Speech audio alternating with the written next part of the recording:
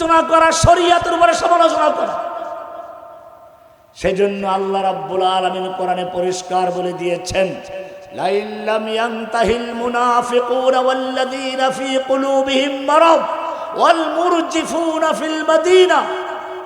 যারা মুনাফিক এবং যারা ইসলাম বিদ্বেষী রোগ লালন করে, ইসলামের সাথে বিদ্বেষ আছে, যারা ইসলামের নাম শুনলে গায়ে আগুন জ্বলে, আল্লাহু আকবার ধ্বনি দিয়ে আমরা আযান শুরু করি, আল্লাহু আকবার ধ্বনি দিয়ে নামাজ শুরু করি, সে আল্লাহু আকবার স্লোগান যাদের গায়ে আগুন জ্বালিয়ে দেয়, আল্লাহু আকবার স্লোগান দিলেই তাকে জঙ্গি বলে আখ্যায়িত করে, সেজন্য আল্লাহু আকবার স্লোগান বাতিল করে দিয়ে তার জায়গায় নতুন কালিমা, নতুন স্লোগান জয় বাংলাকে সাংবিধানিকভাবে ওয়াজিব করে দেওয়া হয়েছে। আয়েশা রাদিয়াল্লাহু তাআলা আনহার নিসবতে এই মাদ্রাসা রাসূল আকরাম সাল্লাল্লাহু আলাইহি ওয়াসাল্লাম সম্পর্কে বর্তমান যুগে যেরকম একদল নাস্তিক মুরতাদ ব্লগার আল্লাহর রাসূলকে নিয়ে কটূক্তি করছিল, বিশেষ করে বিগত স্বৈরাচারী ফ্যাসিস্ট ইসলামের চির দুশমন পলাতক খুনি হাসিনার সময় বাংলার জমিন থেকে ইসলামের নাম ও নিশানা মুছে ফেলার জন্য যে চক্রান্তগুলো হয়েছিল, তার মধ্যে একটা বড় চক্রান্ত ছিল আল্লাহর নবী মুহাম্মদুর রাসূলুল্লাহ সাল্লাল্লাহু আলাইহি ওয়াসাল্লামকে নিয়ে কটূক্তি করা, তার স্ত্রীদেরকে নিয়ে ব্লগে মিথ্যা কল্প কাহিনী তৈরি করে বদনাম করা, যার কারণে আপনারা সে সময় জেনেছেন এই নাস্তিক ব্লগারদের বিরুদ্ধে আমার বক্তব্য ছিল, লেখা বই ছিল, প্রতিবাদ করেছিলাম। আল্লাহর নবী মুহাম্মদুর রাসূলুল্লাহ সাল্লাল্লাহু আলাইহি ওয়াসাল্লামের চরিত্র সম্পর্কে আল্লাহ নিজে সনদ দিয়েছেন, সার্টিফিকেট দিয়েছেন, ইন্নাকা লাআলা খুলুকিন আযীম, হে নবী নিশ্চয়ই আপনি মহান চরিত্রের উপরে প্রতিষ্ঠিত। সার্টিফিকেট দিয়েছেন কে? আয়েশা রাদিয়াল্লাহু তাআলা আনহা, আল্লাহর নবীর একমাত্র কুমারী স্ত্রী। কিছু লোক চিন্তা করল, মানুষ সমাজে মজলিসে একরকম বলে, ব্যক্তি জীবনে অন্যরকম থাকে, আর তার আসল চরিত্র জানা যায় তার স্ত্রীর থেকে। তো চলো আমরা আল্লাহর নবীর স্ত্রী আয়েশার থেকে তার চরিত্র সম্পর্কে গোপন কি আছে এগুলো বের করার চেষ্টা করি। আল্লাহর নবীর স্ত্রী আয়েশা রাদিয়াল্লাহু তাআলা আনহার কাছে এই পরিকল্পনা নিয়ে গেল। আয়েশা রাদিয়াল্লাহু তাআলা আনহা জিজ্ঞেস করলেন, আওয়ালাম তাকরাউল কোরআন, তোমরা কি কোরআন পড়ো না? ওনারা বললেন, হ্যাঁ আমরা কোরআন তো পড়ি। বলে, তাই যদি হয় তাহলে আমাকে কেন জিজ্ঞেস করছো রাসূলের চরিত্র সম্পর্কে? খুলুকুহু আল কোরআন, আল্লাহর নবীর চরিত্র হচ্ছে হুবহু কোরআন। কোরআন নবীর সনদ দিয়েছে, ইন্নাকা লাআলা খুলুকিন আযীম, হে নবী আপনি মহান চরিত্রের উপরে প্রতিষ্ঠিত। এরপরে আল্লাহর কথা যাদের বিশ্বাস না হয়, আল্লাহর কথার উপরে যারা ঈমান না আনে, তারা কি আয়েশার কথা ঈমান আনবে? আয়েশা রাদিয়াল্লাহু তাআলা আনহা কি সুন্দর করে নবী সম্পর্কে কবিতা গেয়েছেন, লানা শামসুন ওয়ালিল আফাকি শামসুন ওয়া শামসি আফদালু শামসিস সামাই। আমারও একটা সূর্য আছে, আসমানেরও একটা সূর্য আছে, কিন্তু আসমানের সূর্যের চেয়ে আমার সূর্য অনেক ভালো, অনেক সুন্দর। কারণ কি? ফাইন্না শামসা তাতলুউ বা'দাল ফাজরি ওয়া শামসি তাতলুউ বা'দাল ইশাই। আসমানের সূর্যটা ওঠে ফজরের পরে পৃথিবীকে আলোকিত করে, আর আমার সূর্য পৃথিবীর ইতিহাসে যেই সময় থেকে আইয়ামে জাহিলিয়াত বলে বিশ্ববাসী জানে, যেই সময়ের মানুষের চরিত্র হচ্ছে লুটতরাজ, খুন, ধর্ষণ করা, ক্ষমতার জন্য একে অপরকে খুন করা, একটা সুন্দর মিল আছে। আমাদের বর্তমান যিনি প্রধান উপদেষ্টা, তিনি সেদিন বলেছেন সেই আয়না ঘর দেখার পরে দেশটাকে আইয়ামে জাহিলিয়াতে পরিণত করে দিয়েছে। ঠিক এরকমই একটা সময় আল্লাহর নবী মুহাম্মদুর রাসূলুল্লাহ সাল্লাল্লাহু আলাইহি ওয়াসাল্লাম আসলেন। যেই সমাজের লোকদের কোনো পথের দিশা ছিল না, সেই লোকদেরকে শুধু পথের দিশাই দিয়েছেন তা নয়, তাদেরকে পথের দিশারি বানিয়ে দিয়েছেন।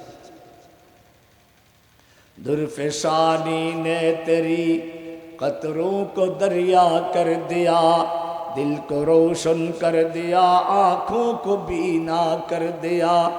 खुद न थे जो राह पर, खुद न थे जो राह पर, औरों के हादी बन गए। क्या नजर थी जिसने मुर्दों को मसीहा कर दिया। ঈসা আলাইহিস সালাম যদি মৃত্যু ব্যক্তিদের কাছে গিয়ে বলতেন কুম বিইজনিল্লাহ, দাঁড়িয়ে যাও, জীবিত হয়ে দাঁড়িয়ে যেত। কবি বলছেন ঈসা আলাইহিস সালাম তো মৃত্যুদেরকে জীবিত করতেন, আমার নবী মৃত্যুদেরকে শুধু জীবিত করেছেন, তারা জীবিত কর্নেওয়ালা বানিয়ে দিয়েছে।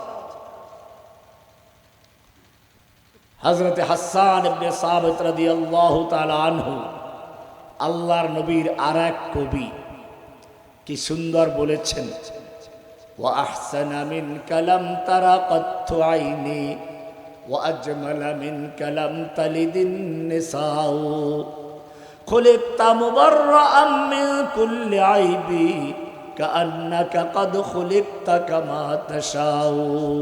হে নবী, আপনার চেয়ে সুন্দর কোন মানুষ দুনিয়ার কোন চর্মচক্ষু দিয়ে কেউ কোনোদিন দেখেনি।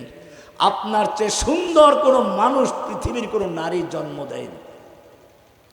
খুলিকতা মুবাররাআম মিন কুল্লি আইবিন, আপনি সব দোষ ত্রুটি মুক্ত হয়ে সৃষ্টি হয়েছেন। কাআন্নাকা কদ খুলিকতা কামা তাশাউ, যেন আপনাকে আপনার রব আপনার যেরকম চাহিদা, আপনার যেমন ইচ্ছা ছিল সেরকম সৃষ্টি করেছে। শেখ সাদি রহমতুল্লাহি আলাইহি, ইরানের প্রসিদ্ধ কবি, তিনি সুন্দর বলেছেন, না হুসনশ গায়তে দারদ না সাদি রাসকুন পায়া, না হুসনশ গায়তে দারদ না সাদি রাসকুন পায়া, বমিরদ তুশনা মুস্তাসকি ওয়া দরিয়া হাম চুনা বাকি। আমি শেখ সাদির কথার ঝুরিতে কথার কোনো শেষ নেই। হে নবী, আপনার সৌন্দর্যের কোনো শেষ নেই, কিন্তু আমার কবিতা বলতে বলতে একসময় শেষ হয়ে যাবে।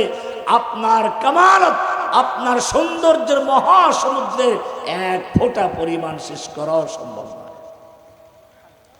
তবে একটা কথা তিনি বলেছেন, লা ইউমকিনুস সানাউ কামা কানা হাক্কুহু বাদা খুদা বুজুর্গ তুই কিসসা মুখতাসার। হে নবী, আপনার প্রশংসা করে কারো পক্ষে শেষ করা ঠিক না, সম্ভব নয়। তবে একটা কথা বলছি, আল্লাহর পরে সর্বশ্রেষ্ঠ, আল্লাহ পরে সমস্ত মাখলুকের মধ্যে ঊর্ধ্বে সর্বশ্রেষ্ঠ যে আসনটি, সেটি আপনার জন্য সংরক্ষিত। এই নবীকে আল্লাহ তাআলা এত মর্যাদা কেন দিলেন? নবীকে আল্লাহ শুধুমাত্র এরকম সৃষ্টি করেছেন তা না, তাকে পাঠানো হচ্ছে একটা বিশেষ কাজের জন্য। সেজন্য আল্লাহ রাব্বুল আলামিন সমস্ত কালিমা মুক্ত করে, সমস্ত দোষ ত্রুটি থেকে মুক্ত করে তাকে সৃষ্টি করেছেন এমনকি তার নামটাও নির্বাচন করেছেন এমন অক্ষর দিয়ে। আরবি আপনারা কম বেশি সকলেই জানেন, আরবিতে অক্ষর দুই রকম। ছোটবেলায় মক্তবে সুর করে পড়েছেন, আলিফ খালি, বার নিচে এক নোক্তা, তার উপর দুই নোক্তা, এরকম পড়েছেন না? দুই রকম অক্ষর, নোক্তাওয়ালা, নোক্তা ছাড়া। আমাদের নবীজির নাম আসমানে আহমদ। আসমানে কি? ঈসা আলাইহিস সালাম সেজন্য বলেছিলেন, অমুবাশশিরাম বিরাসূলিন ইয়াতি মিন বা'দি ইসমুহু আহমদ, আমার পরে একজন নবী আসবেন যার সুসংবাদ দিচ্ছি, তিনি হচ্ছেন আহমদ। তার নাম কি? আহমদ। আহমদ লিখতে কয়টা অক্ষর? আলিফ, হা, মিম, দাল। এই চারটা অক্ষরে কোনো একটা অক্ষরের নাম নোক্তা আছে? নোক্তা আছে, কালোর ফোঁটা নাই। আবার আমাদের নবীর নাম দুনিয়াতে মুহাম্মদ। বলুন তো কি নাম? মুহাম্মদ। কি সুন্দর, বলতে গেলে ঠোঁটটা মিলে যায়। আল্লাহ তাআলা যেন বলতে চান, আমার নবীর নামটা বললে যদি ঠোঁটের সঙ্গে ঠোঁট মিলে যায়, নবীর আদর্শ যদি কায়েম করতে পারো, অন্তরের সঙ্গে অন্তর মিলে যায়। মুহাম্মদ। এখানেও মিম, হা, মিম, দাল, কোন নোক্তাওয়ালা অক্ষর আছে? আল্লাহ তাআলা দেখালেন, আমার নবীর নামের মধ্যে যেরকম কোন কালো ফোঁটা নেই, নোক্তা নেই, নবীর চরিত্রের মধ্যেও কোনো নোক্তা নেই, কোনো ফোঁটা নেই। সুতরাং নবীর চরিত্র নিয়ে যারা কথা বলবে, নবীর চরিত্র নিয়ে যারা কটূক্তি করবে, আল্লাহ রাব্বুল আলামিন তাদের শাস্তি কোনো ব্যক্তির জন্য রেখে দেননি। কোরআন পরিষ্কার বলেছে, কোরআন নিয়ে আসেন, সূরা আহজাব 33 নম্বর সূরা 60 নম্বর আয়াতে আল্লাহ রাব্বুল আলামিন স্পষ্ট করে দিয়েছেন, আমার নবীর শানে যদি কেউ বেয়াদবি করে, নবীকে নিয়ে কেউ কটূক্তি করে, সেটা সাধারণ বিষয় নয়, কারণ নবীর উপরে কোরআন নাজিল হয়েছে। আলোচনা করা, শরীয়তের উপরে সমালোচনা করা, সেজন্য আল্লাহ রাব্বুল আলামিন কোরআনে পরিষ্কার বলে দিয়েছেন, লা ইল্লাম ইয়ানতাহিল মুনাফিকুনা ওয়াল্লাযীনা ফী কুলুবিহিম মারাদ ওয়াল মুরজিফুনা ফিল মাদিনা, যারা মুনাফিক এবং যারা ইসলাম বিদ্বেষী রোগ লালন করে, ইসলামের সাথে বিদ্বেষ আছে, যারা ইসলামের নাম শুনলে গায়ে আগুন জ্বলে, আল্লাহু আকবার ধ্বনি দিয়ে আমরা আযান শুরু করি, আল্লাহু আকবার ধ্বনি দিয়ে নামাজ শুরু করি, সে আল্লাহু আকবার স্লোগান যাদের গায়ে আগুন জ্বালিয়ে দেয়, আল্লাহু আকবার স্লোগান দিলেই তাকে জঙ্গি বলে আখ্যায়িত করে, সেজন্য আল্লাহু আকবার স্লোগান বাতিল করে দিয়ে তার জায়গায় নতুন কালিমা, নতুন স্লোগান জয় বাংলাকে সাংবিধানিকভাবে ওয়াজিব করে দেওয়া হয়েছে, আদালতের মাধ্যমে রায় করে বাধ্যতামূলক করা হয়েছে। কোরআন বলছে,